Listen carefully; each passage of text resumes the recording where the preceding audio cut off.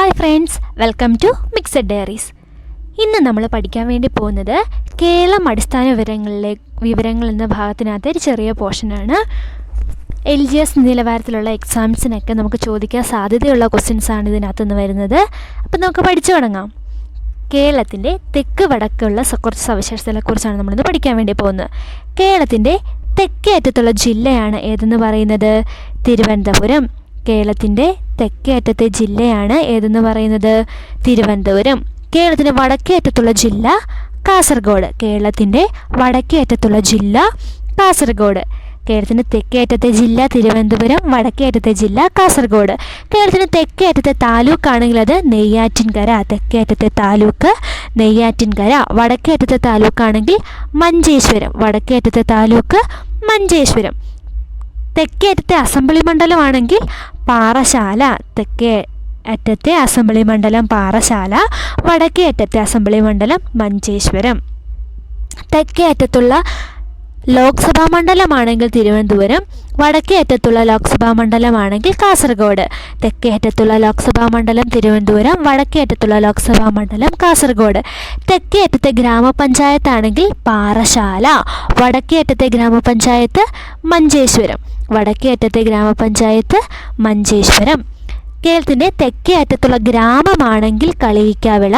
വടക്കേ അറ്റത്തുള്ള ഗ്രാമമാണെങ്കിൽ തലപ്പാടി. അപ്പം ഗ്രാമപഞ്ചായത്തും ഗ്രാമവും മാറിപ്പോകാതെ സൂക്ഷിക്കുക. തെക്കേ അറ്റത്തെ ഗ്രാമപഞ്ചായത്താണെങ്കിൽ പാറശാല. തെക്കേ അറ്റത്തുള്ള ഗ്രാമം കളിയിക്കാവിള. വടക്കേ അറ്റത്തെ ഗ്രാമപഞ്ചായത്ത് മഞ്ചേശ്വരം. വടക്കേ അറ്റത്തെ ഗ്രാമം എന്ന് പറയുന്നത് തലപ്പാടി. ഓക്കെ, അപ്പോൾ മാറിപ്പോകാതെ സൂക്ഷിക്കുക കേട്ടോ. തെക്കേ അറ്റത്തെ കോർപ്പറേഷൻ ആണെങ്കിൽ തിരുവനന്തപുരം.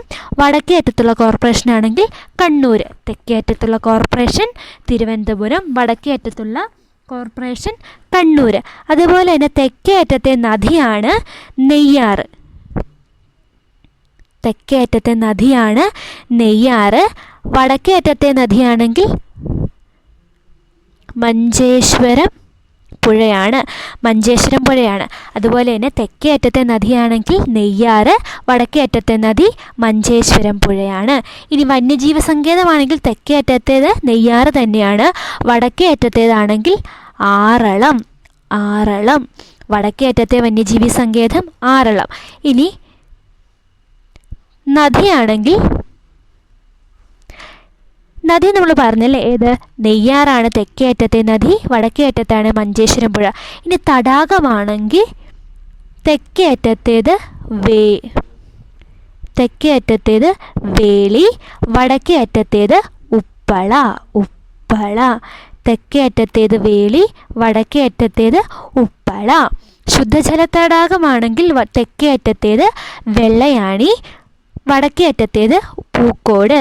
ശുദ്ധജല തടാകമാണെങ്കിൽ വെള്ളയാണി എവിടുത്തെ? തെക്കേ അറ്റത്തെ. വടക്കേ അറ്റത്തെ ആണെങ്കിൽ പൂക്കോടാണ്. പൂക്കോടാണ് വടക്കേ അറ്റത്തേത്. ഓക്കെ, എല്ലാവർക്കും മാറിപ്പോകാതെ സൂക്ഷിക്കുക. തെക്കേ അറ്റത്തെ നദിയാണെങ്കിൽ നെയ്യാറ്, വടക്കേ അറ്റത്തെ നദിയാണെങ്കിൽ മഞ്ചേശ്വരം. തെക്കേ അറ്റത്തെ വന്യജീവി സങ്കേതം നെയ്യാറ്, വടക്കേ അറ്റത്തേത് ആറളം. തടാകമാണെങ്കിൽ തെക്കേ അറ്റത്തേത് വേളി, വടക്കേ അറ്റത്തേത് ഉപ്പള. ശുദ്ധജല തടാകമാണെങ്കിൽ വെള്ളയാണി, വടക്കേ അറ്റത്തേത് പൂക്കോട്. ഓക്കെ,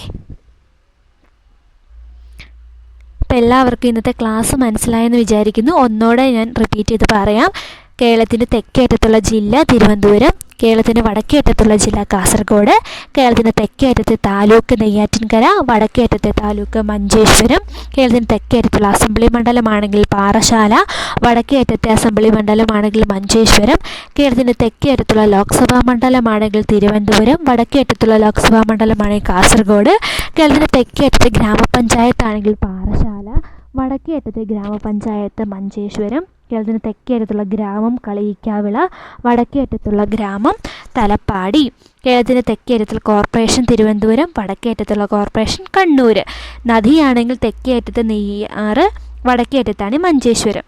ആറളമാണെങ്കിൽ എന്താണ്? വടക്കേ അറ്റത്തെ വന്യജീവി സങ്കേതം. വന്യജീവി സങ്കേതം തെക്കേ അറ്റത്തെ ആണെങ്കിൽ നെയ്യാറ്. വേളി തെക്കേ അറ്റത്തെ തടാകമാണ്. ഉപ്പള വടക്കേ അറ്റത്തെ തടാകമാണ്. ശുദ്ധജല തടാകം ഏതായിരുന്നു? തെക്കേ അറ്റത്തെ വെള്ളയാണിയും വടക്കേ അറ്റത്തെ പൂക്കോടും. അപ്പോൾ എല്ലാവർക്കും മനസ്സിലായെന്ന് വിചാരിക്കുന്നു. ഓക്കെ, എല്ലാവരും നന്നായിട്ട് പഠിക്കുക. Thank you.